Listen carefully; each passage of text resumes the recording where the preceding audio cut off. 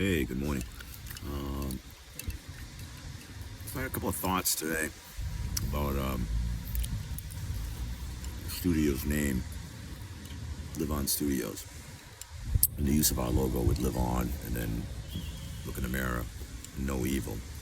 Um, and kind of like thinking back on my track record so far with using this name. And first, we need to talk about why I chose this name. Um, and actually, it has a lot to do with Joseph's mom, the mother of my son, and in a conversation we had when she was getting ill, and she knew that I had left the computer industry back in early the early 2000s or whatever, and I did it because there was some evil stuff that they wanted me to do, and I just said I didn't do evil, and I needed to kind of move for my soul. So I went there, moved for my soul, met my wife Tammy. Some dealt with some evil people throughout the way, lots of them actually. Just didn't like the way that the world was going. Started to kind of feel bad for being one of the OG original geeks to bring out technology and giving technology to people. So what it looked like to me, it was being used for evil, to control people, to manipulate what they, the knowledge base of information, change definitions, take control over information. Then I was contacted by Google in 2015 and went through that process, went to California, and they asked me if I had some reservations. I gave them a list. And one of the things at the end was because they had changed the name from Do No Evil to Do Good. And I mentioned to them that Do No Evil definitively leaves no room for evil in that statement, and do good is you can do a little bit of good, but then you can do as much evil as you want. And that's when Alphabet started. I told them I was born at night, but it wasn't last night. And I understood how that change in their motto would loosen up their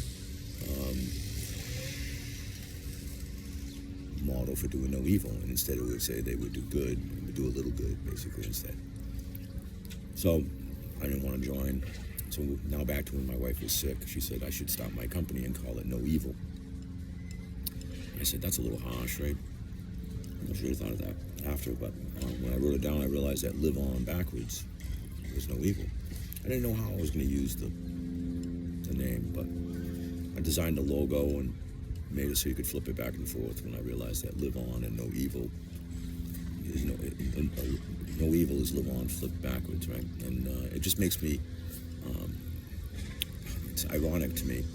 And if you look at a lot of teachings of spirituality and teachings of Jesus, if you want to live on from this reality to the infinite reality of the universe, you can have no evil.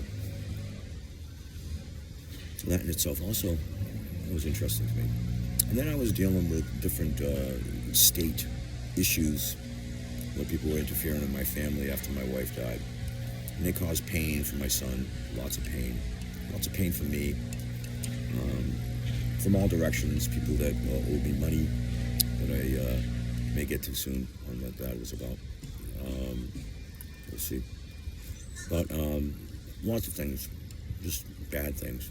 And then I started realizing people were starting to, it was feeling to me, when I'm very empathetic and I'm very observant and can remember everything. And so I was believing that people were starting to get like butt hurt by the fact that I had a logo that said No Evil.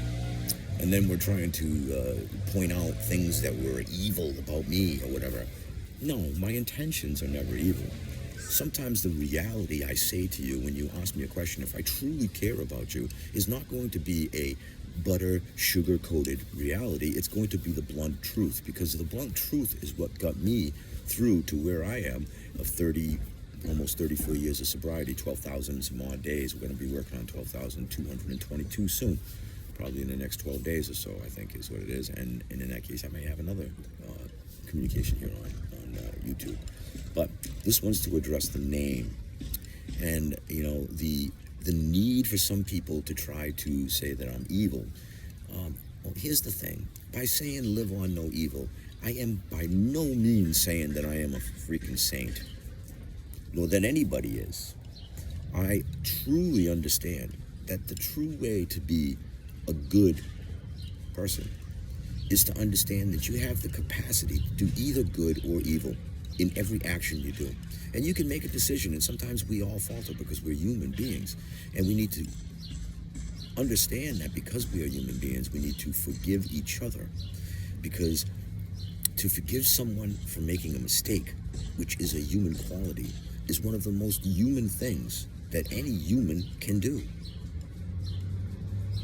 Forgive for yourself. Forgive for them. Don't hold resentment towards somebody who is being human. Most of the times, the emotions that cause the problems are caused from caring, but then the person who cares so much is feeling something, and then they like kind of explode, and they can't deal with the emotional turmoil inside of themselves, and so they will lash out, and then they feel bad. And you need to talk, and communication is key. But anyway, anybody who has done any of that stuff is always, my door is always open to have a conversation. There are a few people who have done some things that company-wise that I have sort of cut off, or have done anything that hurt my family, then I would cut them off immediately. But you know, I'm always open for forgiveness, and it doesn't, because I cut them off doesn't mean I don't forgive them. It just means that I just am not interested in the wild card that they bring in my life. But that doesn't mean I would stop talking to them if they sent me a text or if they asked me a question or whatever. I just be honest with them and tell them why I couldn't hang out with them. The same thing I did when I quit drinking. You know, I was honest with people why I couldn't hang out with them. You know, it was because they were still using, and I didn't want to be around it. And some of these people had promised they were going to stop, and they didn't. And then, you know, unfortunately, that's what happened. You know. I'm well past that now. I don't really care whether or not somebody's drinking or not at this point. I you know, maybe a year ago I thought differently, but it's all on you, man. If you can't quit drinking for yourself, for your family, for the people around you, it's on you, man. It's not on me. It's not my life. I take care of my life. I've been taking care of my life. I have a lot of judgmental people who like to point the finger at me, but then they forget what I have done in my life. And what I continue to do on a daily basis with self-reflection, and look in the mirror. And I look in the mirror to hope to God that the way I'm living on is no evil. So maybe that's why my company name is that. And my wife came up with the name, which I flipped and made it backwards. And to me, that's my ex-wife, the mother of my son. She came up with that name, and it's dear to me, but it's also very pertinent to my life. I have left things that I thought were evil. And I think the technology that I brought out to the world was meant for a good. And I think that all things can be used as a weapon. And they tend to be by evil people. And that's including love. That's right. Love can be used as a serious, hurtful weapon. People can get into somebody's heart,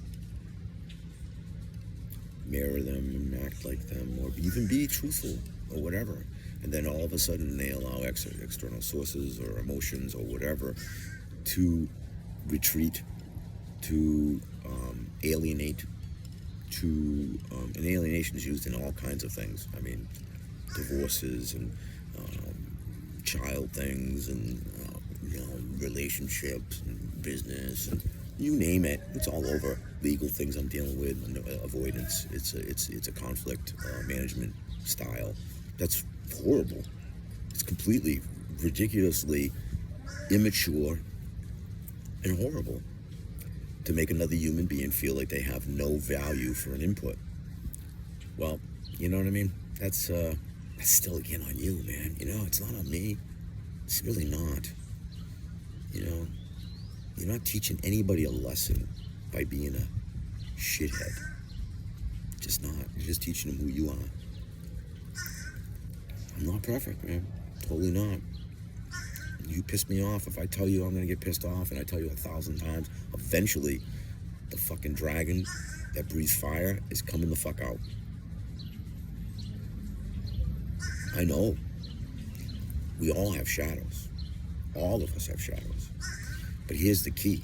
Here's what I told my son the other day, and I'm going to leave you on this, and then just end it with Live On, No Evil, is just the studio. I decided to use that because my son has talents, and together with my technology talents and with our ideas and our visions, I think we can do a lot of things. And I want to teach him how to have his own business and how to take what he loves to do and do what he loves and make money and make everyone happy. So I'm not doing anything wrong with that. And I believe my son should live on no evil. I believe that the world should be changed by the children we raise. And I believe that I need to be the example of what I want to see in order for my son to emulate me and change the world. So I must be the world. As hard as that is, when sometimes I want to just freak the fuck out and shake people and smarten them up for being mean, cruel, heartless, and just assholes, wearing ass hats all day long. Selfishness is not a wonderful quality. We're all selfish to a degree. We all have narcissistic behavior tendencies in some things in our life. But when those behaviors start becoming a focus of who you are, then you have let your shadow take over. And I will end with telling you what I tell my son. And that is, you must understand that you have a shadow. You must know your shadow intimately. You must be able to turn around and observe it and look at it and say, yeah, I've got a shadow. Acknowledge it and realize you really don't want it to lead the way in your life. You need it, but you don't need it leading the way. And there's only one way to stop your shadow from leading the way. You gotta walk towards the light. You must walk towards the light, walk towards the sun, and if you walk towards the light, the shadow will be behind you. And you will lead the way, and the shadow will be behind you. But if you walk away from the light and towards the dark, the shadow will be in front of you. And it'll lead your way in life. Look in the mirror. Look in the mirror. So I'm not trying to be self-righteous. I'm not trying to be better than anybody, but I'm trying to pass on some experience that I have gotten through life, through many experiences, many jobs, many relationships, many diverse people from all walks of life. And I have some knowledge and some wisdom.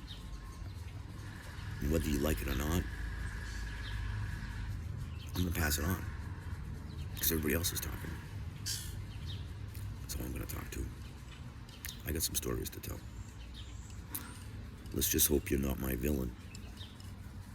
And you're on my tribe. Because that'll determine how you're written in the stories.